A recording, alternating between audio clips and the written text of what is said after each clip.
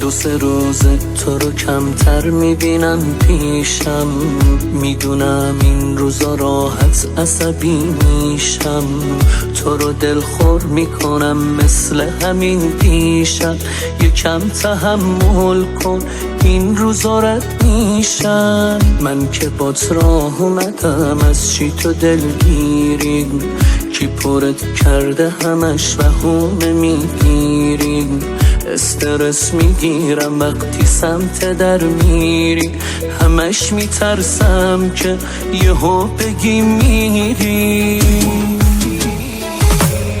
مگه دیوونه شدی حرفاتو میفهمی؟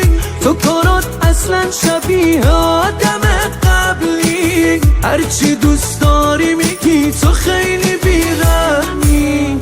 من دیوونه رو تو دیوونه تر کردی، دیگه ما مثل همین دیوونه یه ردی، داریم در بد میشی چقدر تو نامردی. من چی کار کردی؟ من چی کار کردی؟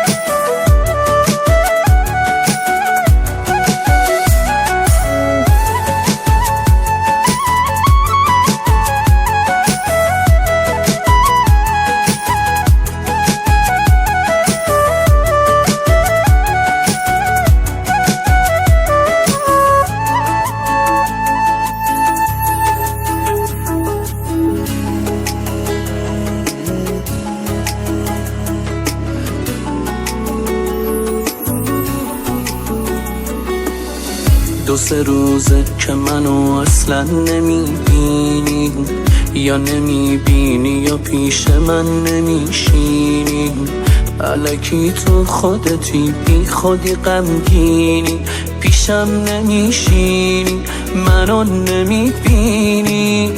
تو که میگفتی کنارم تا ابد هستی، قراره کجا بری که چمدون بستی؟